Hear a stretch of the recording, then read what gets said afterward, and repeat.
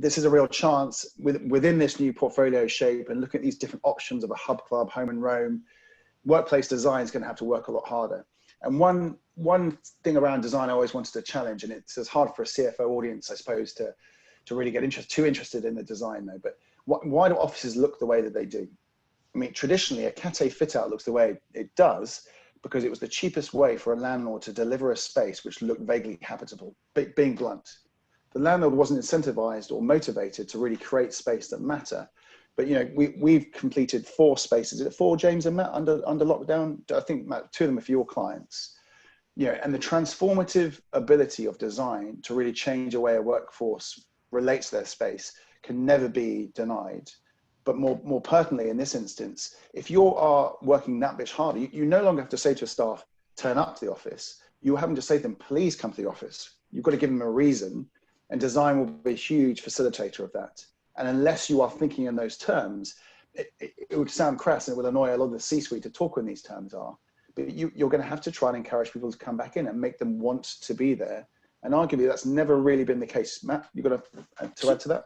Well, just a quick point. It's not just about your existing employees. It's the ability to recruit Yes.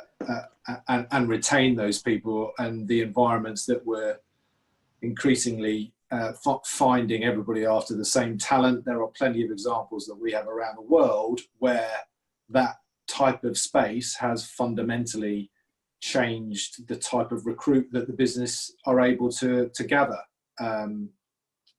Yeah, that was the only additional part, really. No, exactly. And I think from a design perspective, the trends recently, particularly with kind of WeWork coming into the market, has been around densification of the space, reducing the square footage an employee had from, historic averages of 100 square foot down to, 30 or 40 in a serviced office. I think now the trends are moving away from putting desks in offices. Coming back to what is the purpose of being in an office? It's about collaboration. So I was speaking to a tech company yesterday, they're actually taking desks out because they realize less people will be sitting all day in an office working, and they want to put in collaboration spaces and meeting rooms. So the functionality of the space will change. When we have a singular challenge at Instant, for example, that when our CEO sits down in a hot desking environment, this kind of circle of 20 square foot around him empties. And so we have to, he takes about half the office on his own right. The people, right, James and Matt, you can relate to that one. So again, I'll just try and whip through it just so we're done on time.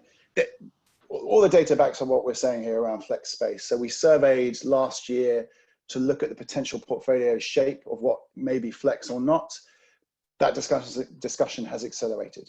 Far more companies looking at flex as an option and trying to understand what it means to the business, not only how it saves money, but how it promotes businesses coming together. How